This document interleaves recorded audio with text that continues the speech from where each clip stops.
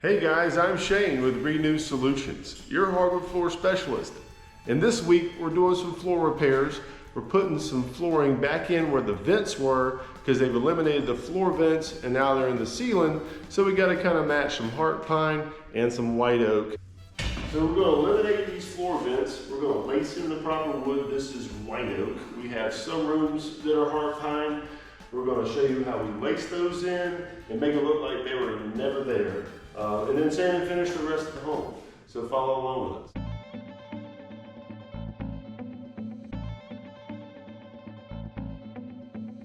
All right, so the first thing to getting these vents filled back in is take the speed square and kind of look around and see what the stagger pattern is around the floor vent and kind of see how you're going to lay out what's going to get cut out and properly lace it in so it blends with the rest of the installation. So here we go, take a look at this.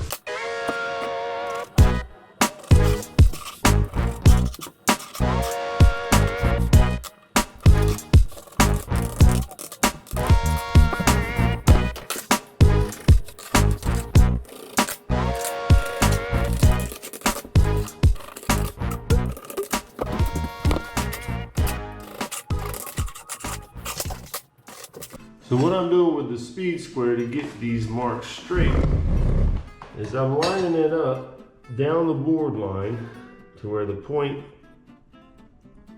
square on that line, making sure my stagger's right, and that's when I mark it with a straight edge. So there's a square when we're cutting them out, the next one fits in there square.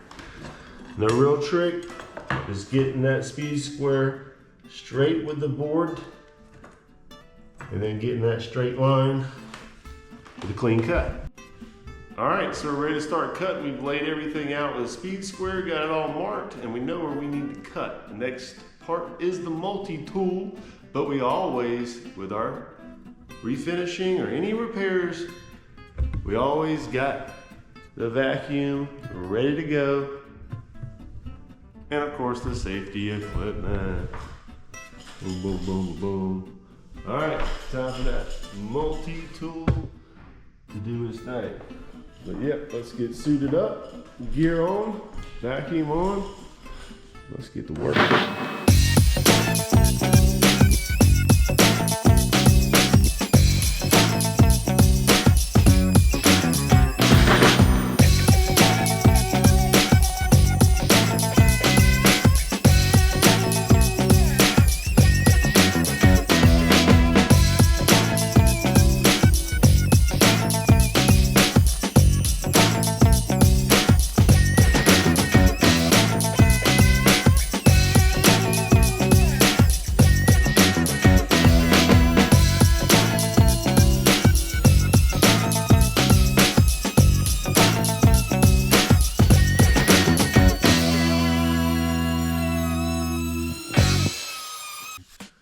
So a couple tips when using the multi-tool.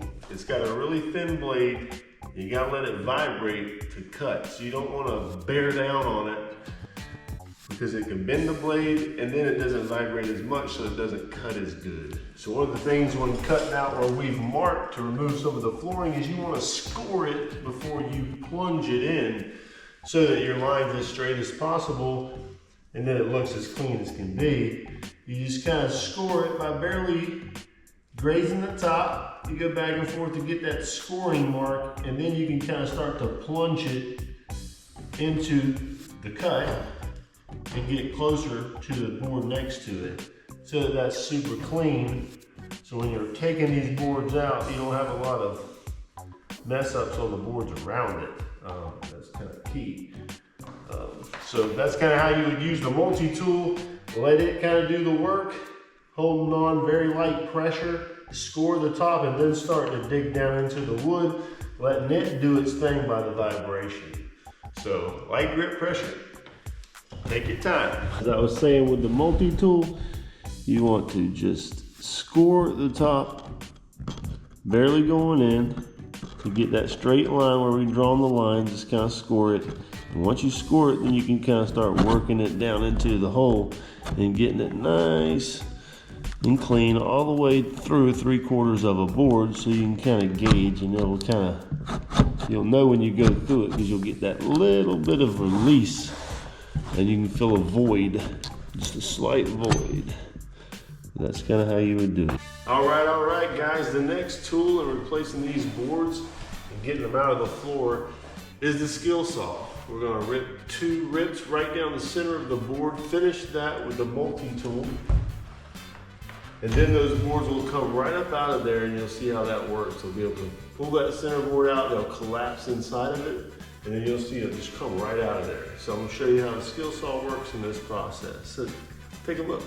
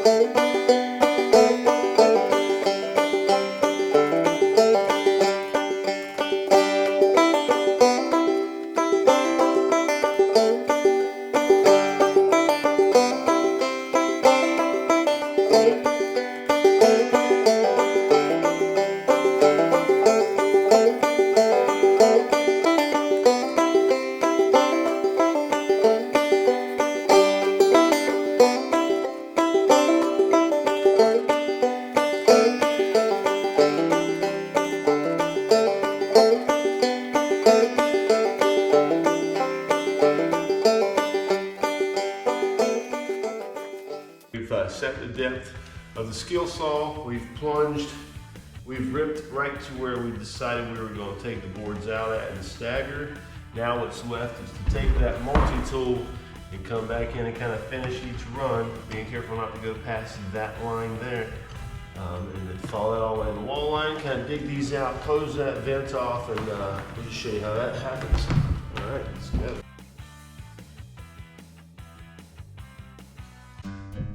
All right, now that the cuts have been made on these repairs, I'll show you how the boards kind of come up out of the floor once they're cut properly and how easy that kind of is, and kind of explain it a little bit. So like right here, we've made our cuts right down the board. You cut them all the way through. Like I said, the multi-tool will clean that up. Where the skill saw didn't get all the way to the end because you don't want to mess up that line. Because you want that clean when we put that next board, repair board back. So once you cut those though, the center of that piece of flooring will come right out if done properly. One side of the flooring has a cleat that holds it. The other side's held in just by the tongue. So one side of this will just kind of show you here, kind of collapse into that side because it's not nailed once you remove the center. So that piece kind of pops right out of there. Usually, I mean, you know, some people throw some extra nails around there, around that vent. We'll just turn that there, pop that off. That just pops out, and then we'll take that chisel and kind of pop these off because you see the nail right there. It's kind of holding it because it goes through that tongue. So these are kind of chiseled off carefully, not damaging the board next to it. Same thing over here. We've ripped it down the center. The center just comes right out of there. Typically, it's under a little bit of shoe mold, so it's a little pain. But yeah, no, it ain't gonna handle. Just a little shaky shake, boom, boom. Aggressive. Okay. It's always a trick when it's underneath shoe molding like that. Kind of going away from that board, so I got away with ripping and tearing. All right, so I'm gonna use a chisel to kind of get these out. But that's kind of how that works. You rip it down the center twice, that'll pull right out. You pull the piece that's on the tongue, and then the one that's shot in on this tongue side, you just got to kind of chisel out.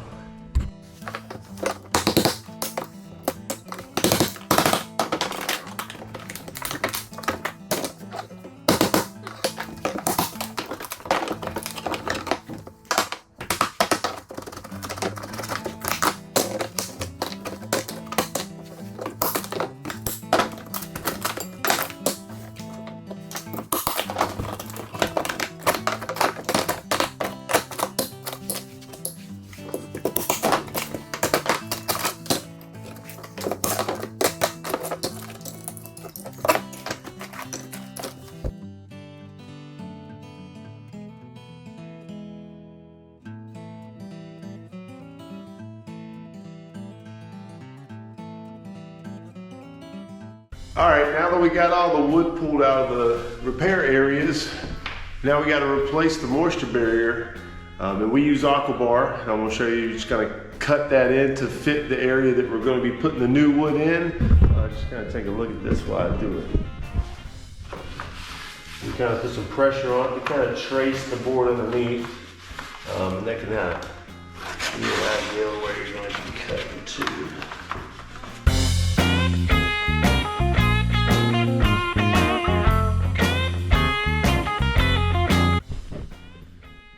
We've gotten our bundle of white oak. It's been on the site for about 5 days. We like to let it acclimate. That's the industry standard, 3 to 5 days. Let it get familiar with its environment before we install it. So we'll pick some pieces out that kind of match that layout over there. We're going to pre-cut them, take the tongue off some sides, the groove off the other.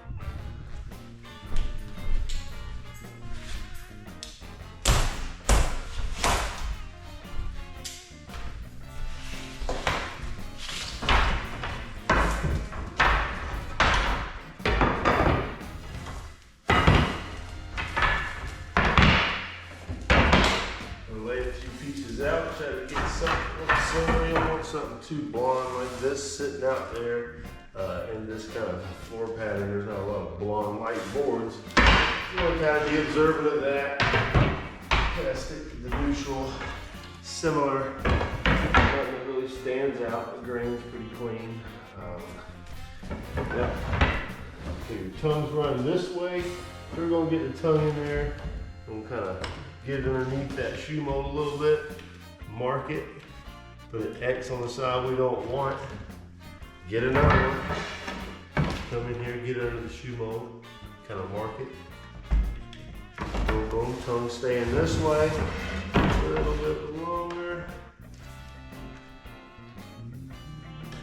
just marking all those, boom, the X is where I want to not keep.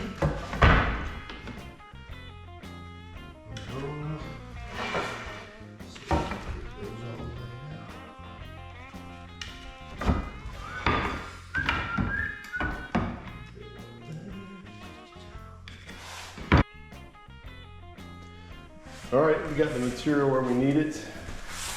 We've got it marked where we want to cut it. On the line, cut the X and tool it. Kind of pre-fit it. I'm gonna go cut that, determine which grooves need to come off if there's a tongue. See how we're gonna get it fit in there. Then we're gonna nail it down. All right, right back.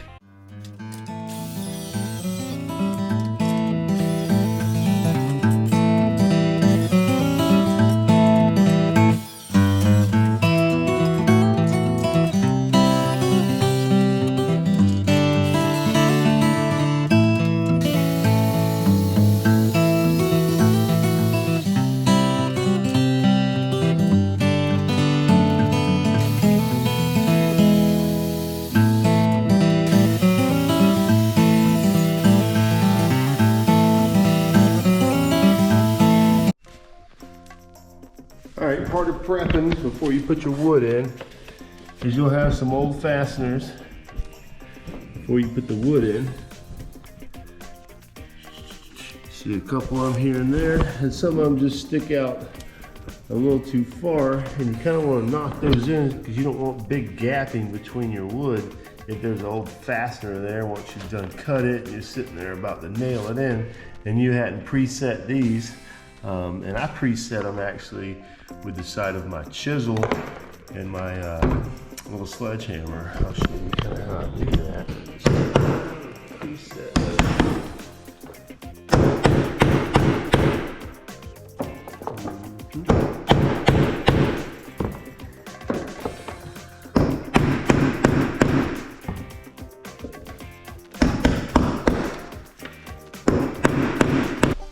Alright, we've got all the wood pre-cut, pre-fitted. We took some grooves off. Kind of ripped it with the table saw here. Didn't go past the actual groove. You can kind of see that. And then that kind of would just break right off. And then that groove is out of the way. And when you do something like that, you kind of want to go behind it with a little bit of glue back into wherever you've taken the board off. You want glue to be in that area. Like if the bottom groove's missing, I'd kind of want to put a little bit of glue on the tongue where it's going to sit in, like down here. I'm dropping that in. It needs to kind of sit in some glue. So I got some Bostic's Best. It's pretty simple, using it in a caulk form. You know, we'll add it when we need it if we can't get the full tongue to grab or the groove. So let's see here. Pull it all out slightly. Boom, boom. Keep it where it's going to go in. Got a moisture paper, aqua bar down already. There you go, there you go. Boom, boom. All right, that first piece is ready. Tap, tap.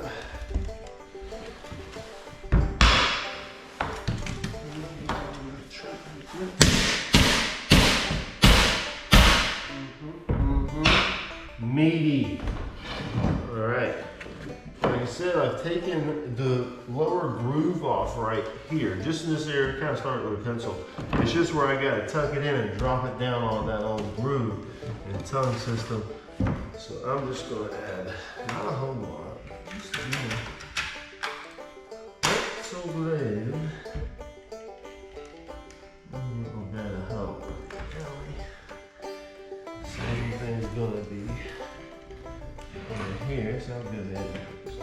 Just a lot going everywhere. A little assist. A little assist. Let's see, kick that back side out a little bit. Focus on getting it underneath there. So don't bust it. Put it down, get it tight.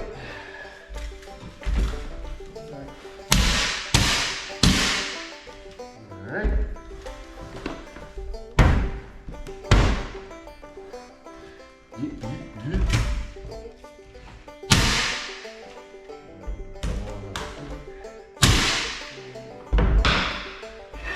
Next one. It's got all of its grooves, so we don't have to glue that.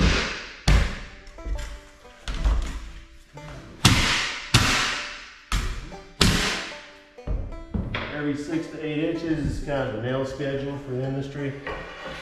Just a little side note. Again, the groove is cut off, so we got a little glue here. Got the groove still there, so it's all good. Again, get it underneath that corner. Will help. Alright, do this. Right. This prime tag is pretty sweet, you know. It has this little system where it'll glide right on that tongue, makes it kind of low. Get down to business. Alright, got a lot of groove missing on this one, so add a little bit of glue. Wham. Shazam. Wazam. Alright. In this situation here, kind of try to loosen this one a little bit, maybe give it a little pry bar.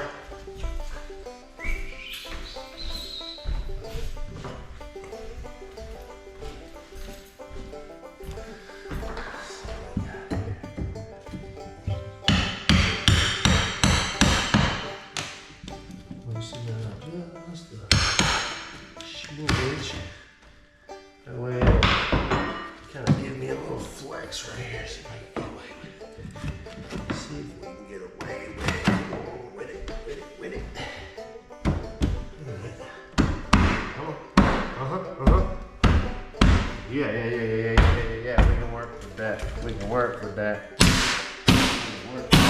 Ain't work with that. Come back and give it a little love. It was loosened up. Oh, right there. Right there, right there, right there. We got this little Damn, nothing to it, nothing to it. All right, full groove. Good to go, good to go. Woo, so, all right. 9. All right, full groove off this last one. And drop it like it's hot. Bam.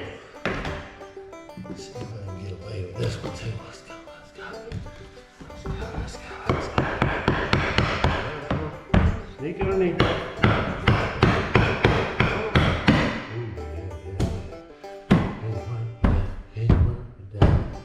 There it is, there it is. All right. So you can't get that 4-nailer in there. Like I said, we got this 18 gauge rigid. Shoots a very small brad, hardly see it. A little filler in it. Nothing